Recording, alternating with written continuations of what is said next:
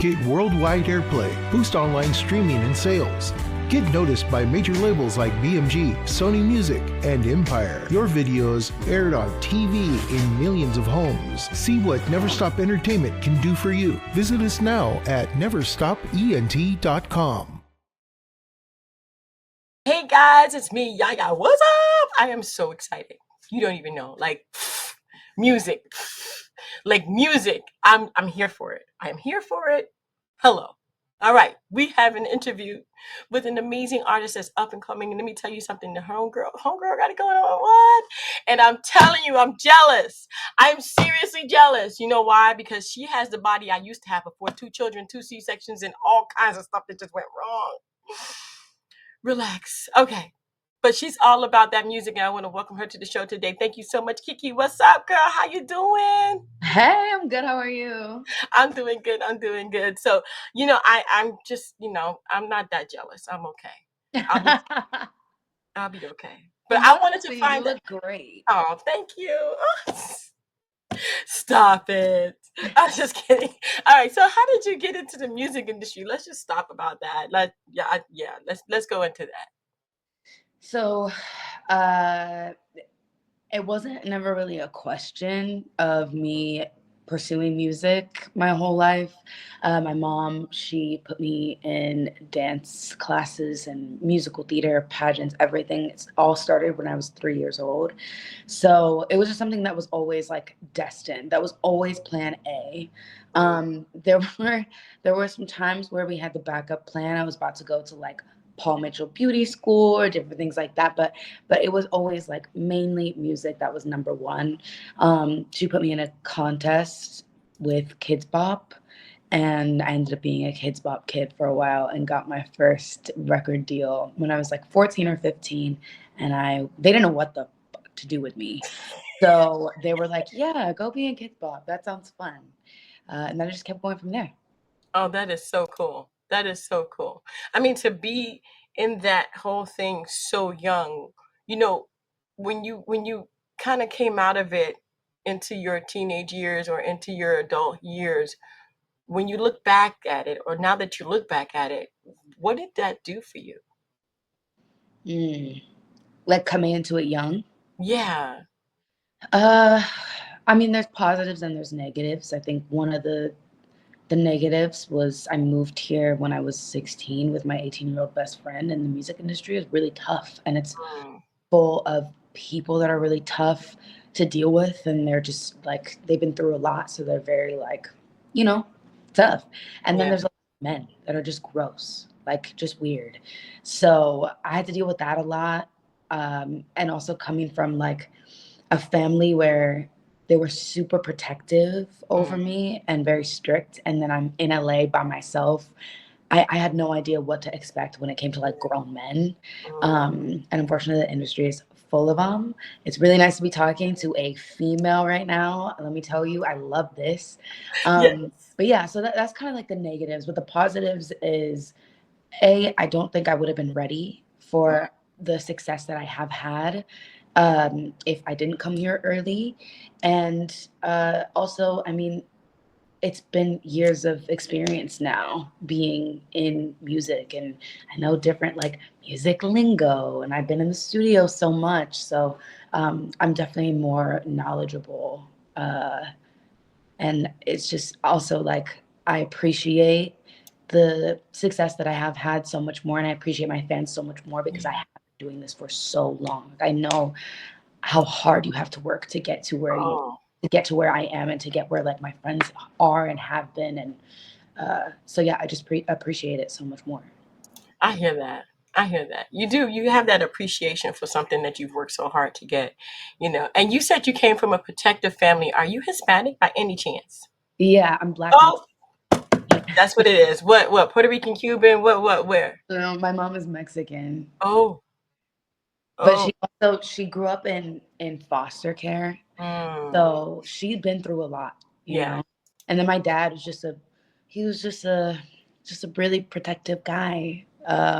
He was a Black dad that don't play about his Yeah. daughter. He has all 3 daughters, so he did not play, and was, like, scary, but in a good way when you needed him to be. Yeah. So Oh, it was good. Tough when I got older and I was out here by myself, but right. growing up, I mean, who doesn't want, like, adults to protect them, you know? Yeah. Yeah. And I mean, you look back on it now and you're like, Oh, yeah, wait, I can't I'd hear you. probably do that again. I'd probably do that with my kids. Wait, I can't hear you. You can't hear me? It went No. out. Hold on. Man, I am telling you, girlfriend, you have a new song out called Cut Ties. Tell me about the song and how it affected you and the message behind it. Yeah, so the message behind Cut Ties is, the story is I had a friend, and this is kind of in the story, like the theme of like what friendships are to me more recently in my life. But I had a friend who I was like ride or die for, and she had something very traumatic happen to her. And there was another friend that I had to kind of defend her against. And she didn't fuck with that friend, but she was doing some fake shit and like posting her own stories and stuff. And like, I know people say Instagram is just Instagram, but Instagram is a extension of you and your reputation and who you are and your beliefs. So that really upset me. And I'm very loyal and very ride or die. If you're in my life and I love you, I really, really love you, and I'll ride for you.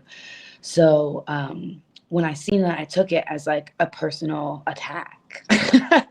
I'm also very sensitive. So I was just like, this is so disrespectful to me. And I've been through a lot of friendships in my life where I've had to cut ties. But when it's things that are like, when it's people that are really close like that, it just sucks. So I've had to cut ties with a lot of people that were super important to me over the years and start prioritizing quality friendships over friendships with people that have just been there for a long time, and that I've been through a lot with.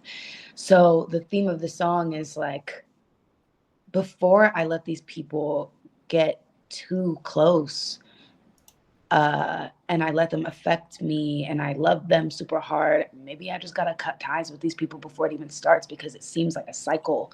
And there's so many times where I'm like, it must be me. Like, am I the problem? When I talk to other people, they're like, nah, you're not the problem. Like, especially in LA, people can just be really shady, especially in the industry I'm in. So yeah, that was the story of Cut Ties. And the whole album is kind of a, you see me, you see the process of, things starting out so great and lovey-dovey, and even in, friendships, everything starts so amazing. I feel like friendships have a honeymoon phase also. Um, Mm-hmm. and then you start kind of seeing the cracks in the relationship and getting to Wow. the point where you're like, I should have cut ties before it even got this deep. You are speaking to the choir. Hello, my gosh, wow, that's big time, and unfortunately, it's not just in the music industry. You learn that, in all industries, really. The moment you start going after your goals and your dreams, your aspirations, and people just start acting funny. Mhm. Yeah, so yeah, you got to watch it, and I'm glad that that's a lesson learned, and also something that you were able to put on this album. And you have another one called Natural. Tell me about that. Natural is a very sexy song, but it's about feeling so safe with the person that you're with that you're just like ready at all times, and you are down to try anything and do anything because you feel super safe with that person. Hmm. That's really rare. Oh no, what? We lost you again. Oh no. Resuming. All right. Yeah, so we're talking about Natural again. And man, I'm telling you, that is just amazing. Wow. Wow. So you got one more, girlfriend. I'm building up to the moment where I say it. Cause, you know, I'm just gonna do it. Space and pussy. I said it. Took your time, you got up the courage, and you just went for it. I did it. So tell me about it. Can you hear me? Oh, no. It wasn't me this time. I didn't do nothing. I didn't do nothing. Christine, can you hear me? Check 1, 2. I can hear both of you guys. See? Now I can hear you, Christine. I can't hear you, Christine. Let me try Now to I look at can't my hear her. laptop. Can I log back in on my laptop? Can you hear her? I can hear you, Christine. Space and pussy? Yeah. Like, say what I'm gonna. Yeah, so like, Yeah. so like, how did that come about for you? Okay. So Space and Pussy is a song that I heard like 2.5 years ago. Some producers that I worked with a lot on this album and previous projects I'd done, they played this song for me that this girl that I had met before, but I had never worked with her. She did this song, and I was like, wow, I feel like so many people can relate to that song, but I've never heard that concept said that way. And it's so plain and simple and to the point, but it's also so like poetic. So when I heard that, I was like, that needs to be my song. And so we talked to her about it, and she was like, absolutely, I would love that. So I did the song, and I was obsessed with it. And I don't, when I take songs that are already done, I only sing them if they sound true to me and to my fan base. And I feel like I've been in that position before, and it was just said better than what I could have ever, how I could have ever written it. Awesome. That is awesome. I love it. So you have your new album, Kiki and Grudges, and your personal growth as a woman going into this, because I know that music, it helps to aid us to grow and to remember the things that, maybe we shouldn't forget, like the personality that we used to have, we no longer have, the people we used to hang out with, we no longer used to hang out with, and we can write songs about that. This particular album, this particular section of your life, of your music, what has that done for you? I think this album has shown, I mean, it's really cool to be able to say that writing a lot of these songs, I was writing from previous experiences. So these are not necessarily things that I'm like dealing with on a day-to-day basis no more. These are things that I've been through and that I've grown from. And I know that there's definitely some like hurt for sure, especially with like cut ties, because it is something that I'm still working through in therapy. But all these scenarios are in the past, so it makes me feel grown and mature. I'm adulting now. Oh, she's adulting. I'm adulting. She's adulting. I told my daughter, I said, what does it feel like being adult? She's like, no. Yeah, I don't like it. How does it feel like adulting? Yeah, no, I want to be back a kid again too, but it's impossible. It's definitely not. But I'm very happy for you, and I'm very happy that you are coming into your own.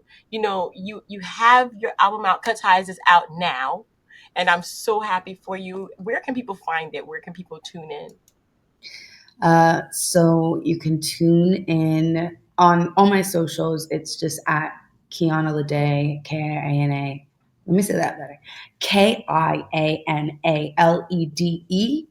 And then I ask that you go buy the album. That's number one. Go buy the album. And then after that, go stream the album. Go stream all the songs. They're all amazing. And they're all luckily on a bunch of playlists. So, if you like to hear other music that is just as good as mine, I would listen to it on the playlist. But just hit that repeat button, That's it. Thank you so much for being on the show. I truly appreciate it and your patience. This has been such an amazing adventure with you today. And it's something that, as I interview other people, we get so many different advices and different things. What kind of advice do you give a female in the music industry? Ooh, I would say The biggest piece of advice I could give a female in the music industry is don't let these men tell you what to do, because there's going to be so many people, but specifically men in general, that will act like they have the secrets to the ways of success in the industry. And it's just not true. The industry is so confusing and complicated. Nobody has the secret. A lot of it has to do with, yes, talent, but also luck and being in the right position and place at the right time. So nobody has the secret. So don't ever let them manipulate you or lie to you and convince you that they do so that they can get what they need from you. No couch, baby. No couch. No couch. Don't do it. Thank you so very much, Kiki. I appreciate it. We're going to put all of that information for where people can find your music and where they can follow you on Instagram in the description box below, so you guys can be watching out. And if you're watching on the DuPont Network or on Punch TV or any place else, just go ahead and go to our YouTube channel, Dream Chasers Radio, where you'll find all of that information as well. And you can also go to her website, and we have her website right here. So I'm just telling you right now, it's like right there. There it is. And the website is going to be Kiana Ledé, and that's going to be in the description box as well. KIANALEDE.com. That's KIANALEDE.com. I want to thank you guys so much for tuning in. Girlfriend, thank you so much for being here. I appreciate you so very much. Thank you so much. Appreciate it. No problem. And until next time, guys, don't forget to dare to be different. Bye. Bye.